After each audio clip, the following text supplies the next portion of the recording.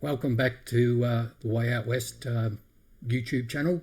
Looks like we've got some good news on the horizon with gigs maybe slated to come back in early November. We do have one November gig booked in, which is the fantastic Hoodoo Man on Sunday the 14th of November. We'll let you know more details as they come in. Hopefully that gig's going to go ahead. Today's interview is with the King of the Keys, Mr. Andy Cowan. Andy and his band were always a highlight at the Way Out West.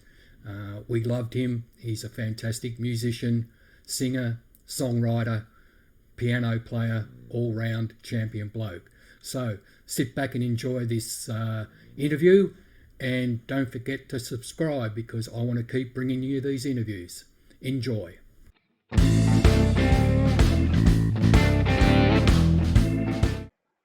Yeah, well, I grew up in south of Melbourne, Brighton, Caulfield area, and my mother played piano, so I was always sort of underneath the piano listening to her play. Yeah. And my uncle played piano, improvised, never had lessons, good piano player. And my grandmother played piano. My father's side were tone deaf, so one side of the family were musical. Yeah. And one weren't. But we had a lot of music growing up and listened to a lot of radio, Nat King Cole, things like that, but also a lot of musicals were in the house, you know. They're all Rodgers and Hammerstein back then, you know, South Pacific and all that sort of thing. They're pretty diverse, yeah. Joni Mitchell, the Beatles, of course, because I grew up in the, you know, as a teen in the 60s. Beatles and the Rolling Stones. Muddy Waters was a big influence, the album Fathers and Sons. Howlin' Wolf, Joni Mitchell. The list goes on and on, mate, you know. But, I had the best of John Coltrane when I was about, I think I picked it up when I was about 17. I didn't know what I was buying at the record stores there, and you had a choice of a few albums, you know. Yeah. Usually the Beatles, Rolling Stones, and John Coltrane, and a couple of others, or Miles Davis. But that was an influence, a John Coltrane album. And I didn't listen to a lot of Miles back then, but I love John Coltrane. I can't remember anything, Rob. Well, that's a good thing.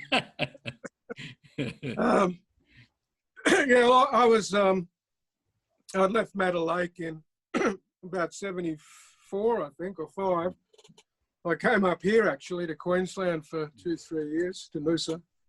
And my son was born up here, and my wife and I moved back with my son to Melbourne and had a brief stint with Tim Gaze and playing in a horrible disco band down in St Kilda to pay the bills. Yeah. And got a call from Jimmy Doyle in Sydney to join Az Rock, and I caught the train up actually with what gear I had, and stayed with Hamish in his place for a week or two, rehearsed, and we were on the road a week after I arrived in Sydney, and then about a month later, my family joined me up there. So it was a big move, and Melbourne to Sydney, but I stayed in Sydney for, probably 8 years, I think, after joining Az Rock. And big learning curve and great band. I mean, they had so many good musicians in Az Rock. And we were doing, it was a funny time because I joined Az Rock probably 78, I think it was. And things were changing.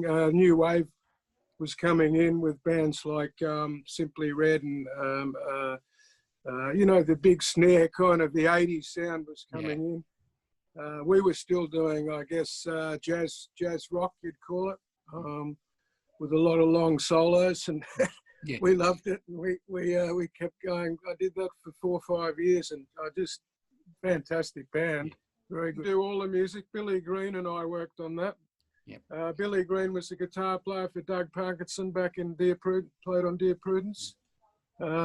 He's playing sax, I believe, now on top of the Empire State Building in New York. But fantastic guitarist. I did the keyboard. He's great. I did the keyboards on that album, and because I was one of the first players in Australia to get a mini Moog. Back in those days, the Moog synthesizer had just come out, and got hold of one with Matt Lake, and so I did quite a bit of session work with the mini Moog and sounds and that. And the first time I got it, we plugged it in with Matt Lake in the front of Kerry McKenna, the bass player's house in Albert Park, and I think we're probably a little bit high as you were in those days. Plugged it in, switched a few knobs, and the thing took off on its own. We couldn't get it to stop. It was going blub, blub, blub, blub. And then I remember going into TCS Studios in Victoria. That was in Richmond, Channel 9 Studios, and Duncan Maguire, who was a bass player with Ayers Rock and also with Doug Parkinson, and sadly passed away quite a few years ago. He actually was the engineer, Bernie, for Hot Spell, which which we recorded up at the Music Farm in Byron Bay. Yeah. But Duncan and I had a couple of interesting nights fiddling with that mini Moog in TCS Studios, I can tell you.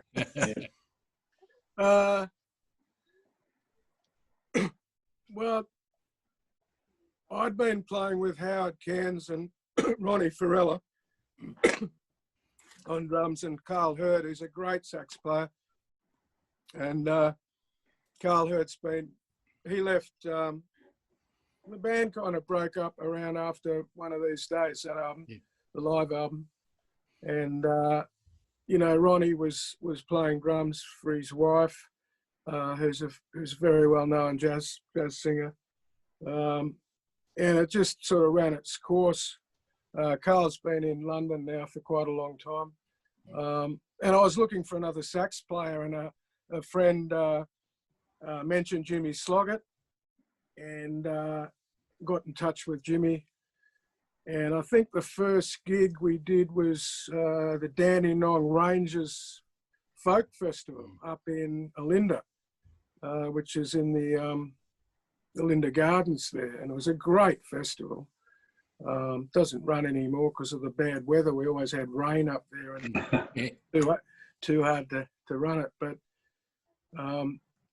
But I'd spoken to Jimmy briefly. I sent him some CDs of my songs, and we're up on stage. It's pouring rain in the tent, and I'm watching this bloke walk down the aisle, come towards the stage with a lovely suit and pressed pants, all looking a million. We're all in t-shirts, and he's looking $1 million with the son. That was Jimmy, and that was the first gig we played together at the Olinda Festival.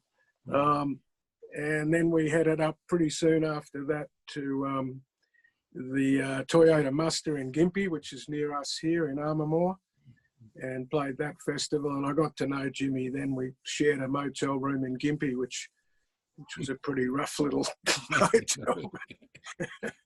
And got to know him, and lovely bloke, and good sax player, So I definitely, I've done a lot of gigs in my time, and I'm sure a lot of the people that played at Way Out West have done a lot of gigs too. You had some great bands play there. From what I know from people I've spoken to, it was one of their favourites. It was definitely one of my favourite gigs. And always music lovers seem to be there, which is a plus. And you always treated us well, which is, I appreciate that, Rob. Fantastic, mate. Yeah, thank you. And the sound, Tony Bishop always did a wonderful job, and I think it was Dave Padroff. Yes. Yeah, always good sound there. So what can I say? It was a great gig, Thanks, I've got I'm in the studio probably 10 hours a day, because that's what I love to do. But and I've got some new tunes on the go, but we'll see what happens with them, because nobody's buying CDs anyway. They're just streaming, and there's no money in streaming, you know, a million plays and you might get a Big Mac, you know, I don't know. It's, so it's hard to know even where you're going to put it out there. I know it's, look, in that respect, music's totally different. They really need to, there has to be some laws with Spotify and iTunes and all this thing to make it viable again for musicians to write and to record. So it's that you asked before, music scene, that's what's bad about it. And, you know, it's a lot of people ripping off musicians. So, but on the other hand, all my friends that I know that write and myself, we keep doing it because we love it.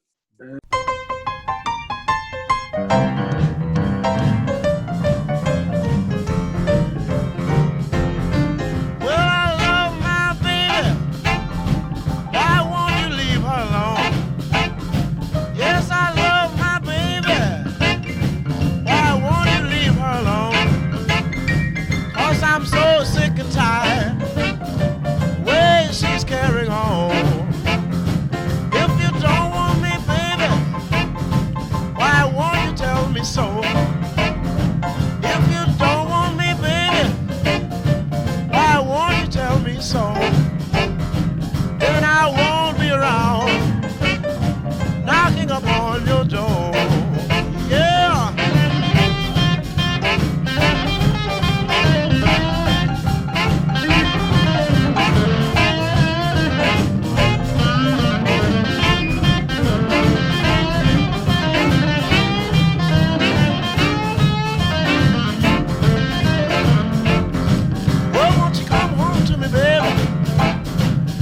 Tell you what's on my mind.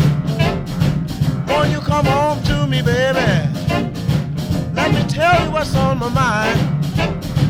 If you don't come home to me, baby, I'll sure go out of my mind. 'Cause I'm wild about you, baby, and I want you for myself. Well, wild about you, baby, I want you for myself. If I can't have you, baby, don't want nobody else.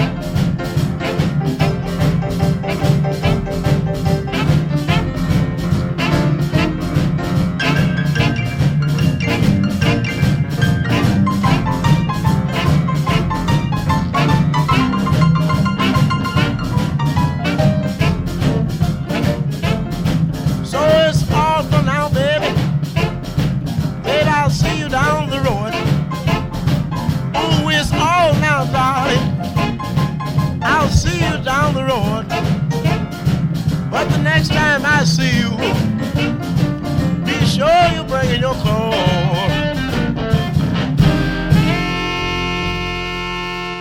Sure hope you enjoyed that little insight into Andy's fantastic music career. Again, we had some fantastic photos from Wendy. So we'll see you all next time around, where we present another interview, this time with the fabulous Kelly Audie. Stay safe.